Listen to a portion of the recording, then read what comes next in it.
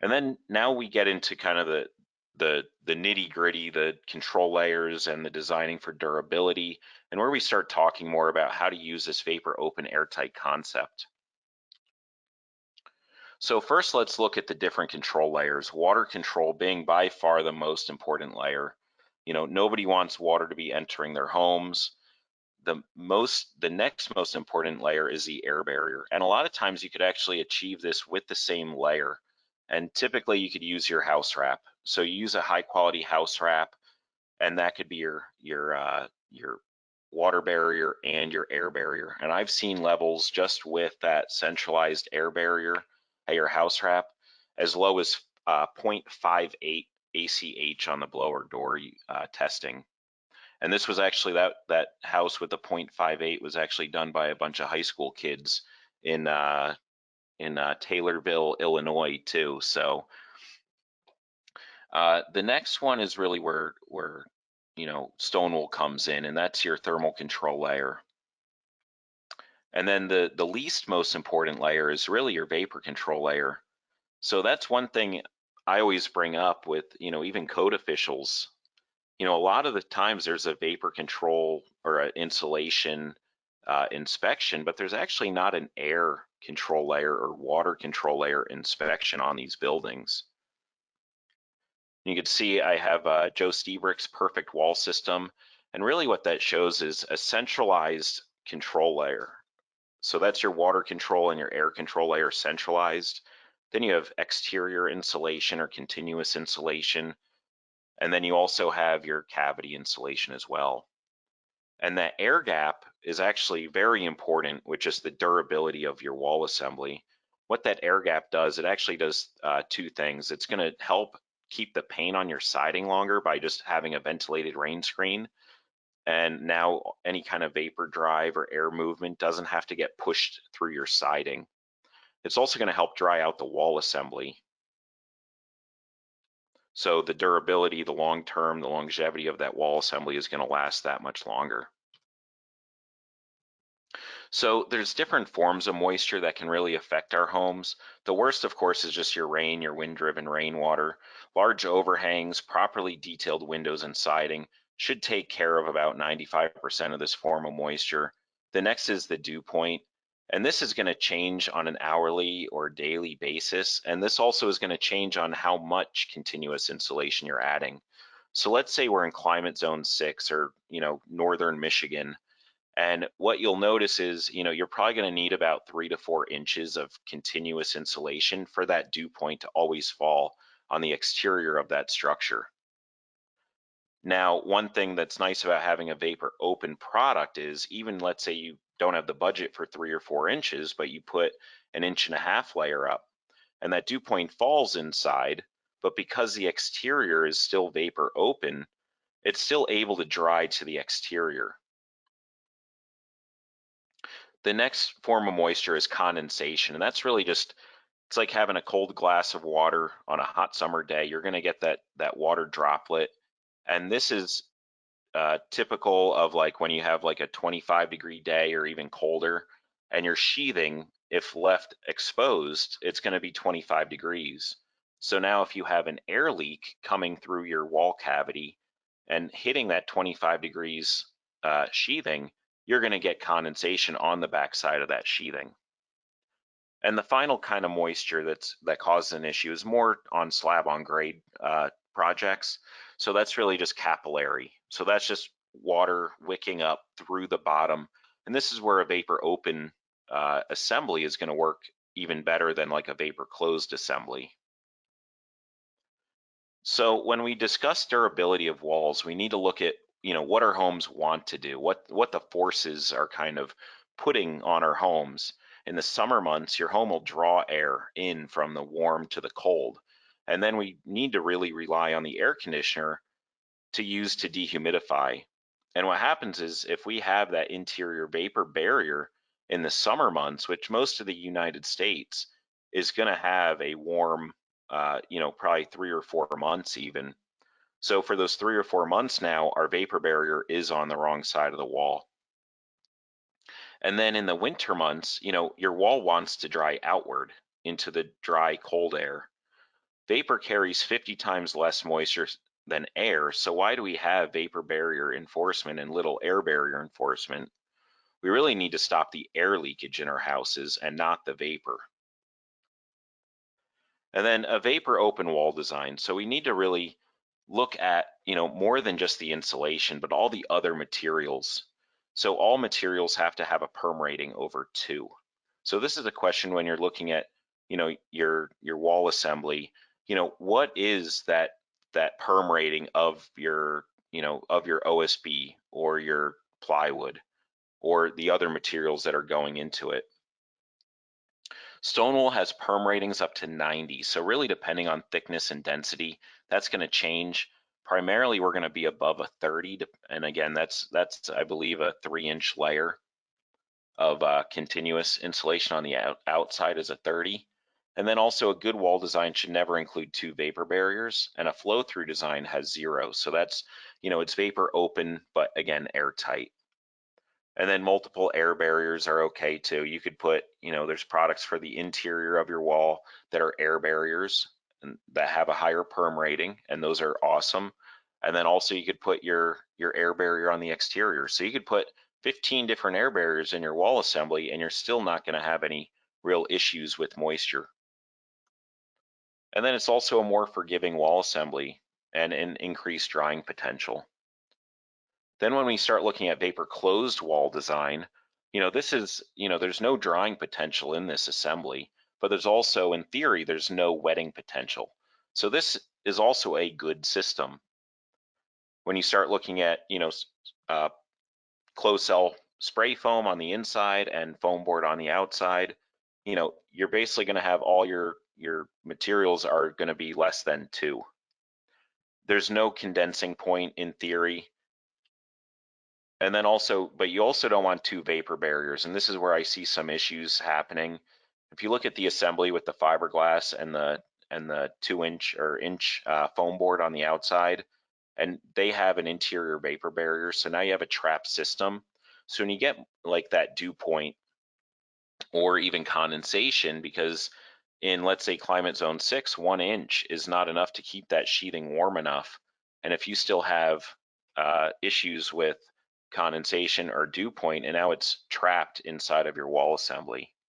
It's also a very expensive assembly when done correctly.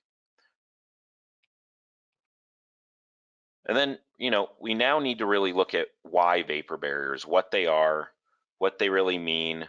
And since we are in the US, I'm going to say that the first one, the class 1 vapor retarder, is the one that should never really be used. And that's really your polyethylene plastic. Apparently sheet metal, I've never seen sheet metal on a house as a vapor barrier. But those are the ones that we're trying to eliminate here when I'm talking about vapor open and airtight. So when you start looking at like class 2 and class 3, a lot of that is going to be your low perm, and they have vapor retarding paints. And then really that class 3 is where I'm going to be looking more into. So again, you could see on the right, we're using different materials as well. So even just the difference between plywood and OSB, and in that graph, you can kind of see the vapor permeance of OSB versus plywood. So plywood can hold on to moisture a lot better than OSB can, mostly because there's a lot less glue in it. So by just building a durable wall, just by utilizing plywood over an OSB, that's going to really help with the drying potential of that wall assembly and reduction of possible mold and mildew on the backside of that sheathing. Then when we start looking at all the different products, you could see, a lot of the foam boards, after they get to about a 1-inch layer, they're going to be basically a vapor barrier, so under that 2. And then if you look at the second line from the bottom, that's rigid mineral wool or rigid stone wool. You could see, even if you do a 2-inch layer of stone wool insulation on the exterior, you're looking at about a perm rating of 50. And then the codes. And you can kind of see, I'm going to be kind of going off of like the climate zone 5, we'll say. That's where I currently reside in Eastern Pennsylvania. So we'll kind of go from there. So if you look at climate zone 5 or even 6 for this one, I actually like looking at 6 a little better just because it starts utilizing continuous insulation. One thing to note on here on this slide is that a 2x6 wall is requiring less R value as continuous insulation, primarily to get the energy efficiency up there at your like as like an overall effective R value of that wall assembly. But then what happens is you start looking at these vapor barrier codes, and let's say we wanted to go into this class 3 vapor retarder. So the graph on the right, if you actually look at climate zone 5, you know, you could have a class 3 vapor retarder by having just ventilated cladding over OSB. A lot of this is just ventilated rain screen systems, because again, you're increasing the drying potential of your wall. And then the other one is the insulated sheathing or your continuous insulation.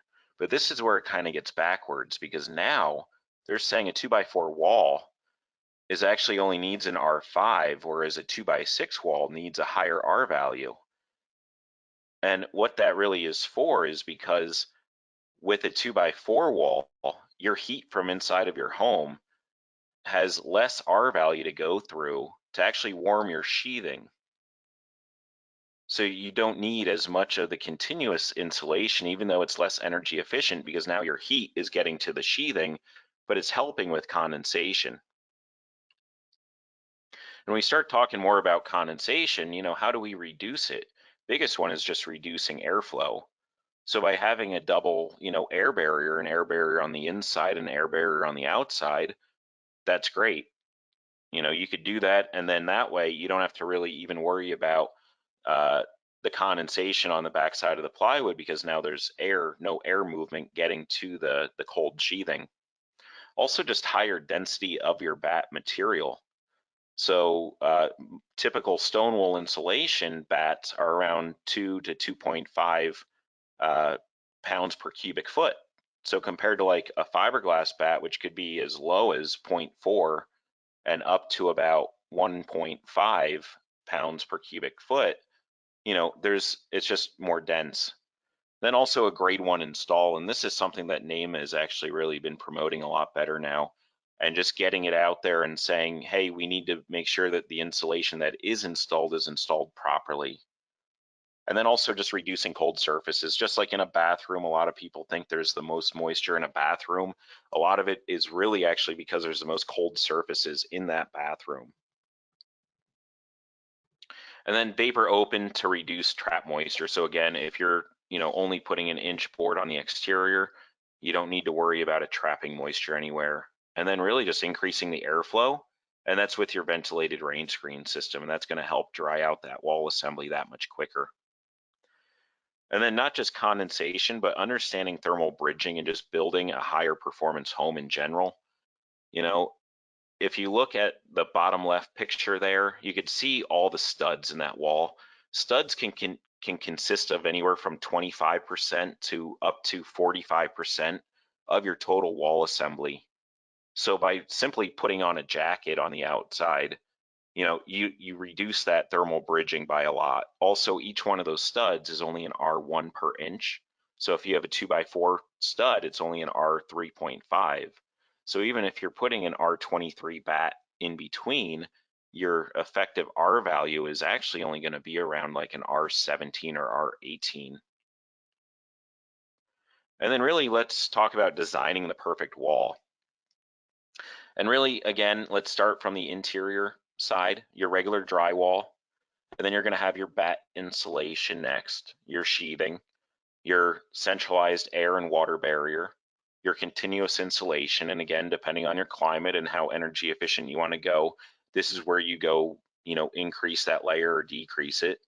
And then very important is that ventilated rain screen system, and really that's just furring strips, and then your cladding on top of that. And then some, you know, we have to look at budgets. I mean, obviously not everybody here can, you know, afford a 15-inch thick wall with 12 inches of continuous insulation, and, you know, so be it. So I really put together some good, better, and best. And the first one, the good, This is really just for primarily durability of your wall assembly. It might not be the most energy efficient. It's still going to be better than a lot of the codes that we have today, but for this one, we used an R23 bat inside of stone wool, and then your regular conventional house wrap. And then just by simply putting furring strips up, you're increasing the drying potential of that wall assembly, and also helps hold the paint on your wall. And this was actually up in Vermont, so they use a lot of clapboard, wood clapboard. So it's all painted siding. And then the better in the middle, you start utilizing continuous insulation on there. And this was up in Massachusetts. And what we did, we put an 1.5 inch board product on the exterior, and you can kind of see what they did around the windows. You know, they basically did a wood buck system kind of sticking out the windows so they would be at the same plane while still waterproofing and making sure that drainage plane was in the right spot around the windows. And then the best, and this was actually Platt Builders up in Massachusetts as well, and they went with a continuous air and water barrier around, and then they added all their overhangs after that. So they put 5 inches of stone wool board on the roof, and then 4 inches of stone wool board on the walls, again with a ventilated rain screen. And the biggest thing with, you know, looking at your wall design, you could literally just turn it at different angles, and that also could be your roof design. So it all works the same way. And then here's just some other pictures of projects. The far left, you can kind of see a closer detail of that window with the wood buck system. So you can kind of see how that is with just the wood. He's waterproofing it right now. And then also you could see just how it hangs in the ceilings. So you could just see it's friction fit. So there's one brace in here, right here. And again, once you put your drywall up, it's not going anywhere. And then this is another window detail. So you could actually kind of see the flashed aluminum on the base. And then they just did a wood return, but they actually installed their window flush with their house wrap. Then this is our sub slab insulation, so right on the crushed gravel. Then you could put up your board, your stone wool board, and then you still want to use, this is the only place you still want to use a vapor barrier. So typically 19 mil polyethylene plastic is used. That's really just to keep the ground gases from coming right through your house. So that is an important area for a vapor barrier. And then this was actually Northern Built Pro. He was on Fine Home Building, but this was actually a concrete-less slab on grade project up in northern Minnesota. And he used 2 inches of continuous stone wool insulation on the outside. Then we have some projects in Utah, others in Massachusetts, and another detail of, like, this is a conventional shelf system if you want to use that.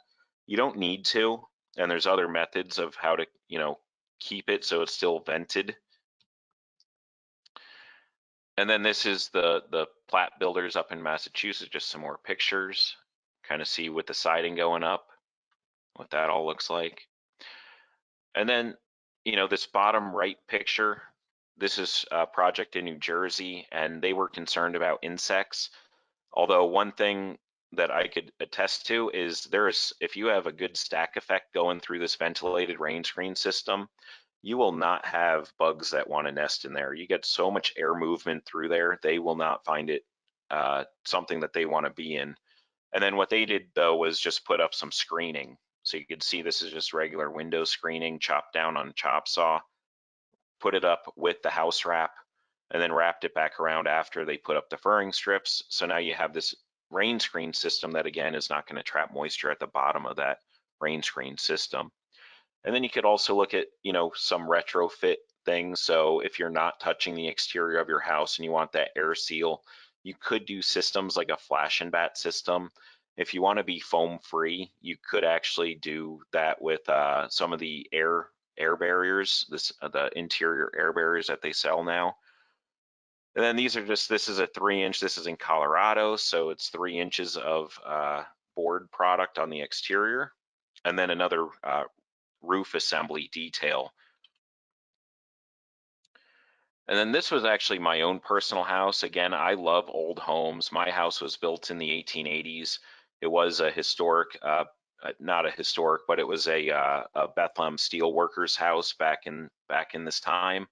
And what I really did, we disturbed a lot of the walls inside, but not many. So in those areas that we really didn't get into, we actually blew in fiberglass from the exterior. I also air sealed the house completely from the exterior using tapes and using house wraps. And, we had 1x10, 1x14 boards, very large gaps in that. But with the house wrap that I used, it actually had really good, I actually didn't get a blower door test, but it had really good air sealing just by knowing when you're opening up doors inside the house, you hear the other doors kind of moving around. And then on the exterior, I did 2 inches of stone wool board product. And this is like what I said at the very beginning is, I have oil-based paint, I'm sure, on the inside, probably lead-based paint as well, that has been covered with probably over 100 layers of paint over the years. So more than likely that interior is going to be a vapor barrier. Oil-based paint primarily is anywhere from a 0.2 to a 0.7 perm rating. So by me putting up a foam board, and let's say I only put up a 1-inch foam board on the exterior, in Pennsylvania, my dew point could possibly form inside of that wall cavity. And now I'm basically setting up that failure system, that high moisture issue in your wall cavity, and it has no way to dry out. So by putting 2 inches of stone wool insulation on the exterior, now it's still a vapor open design going to the exterior. And I had windows that were already in. They just replaced them about 2 years before I moved into the house. So I pretty much just took 2x4s, went right around the exterior of the windows, and then I aluminum flashed it. So you can kind of see the middle top picture. That's just the wood. You could actually still kind of see the exposed stone wool board. And then also, we just put aluminum flashing right around them.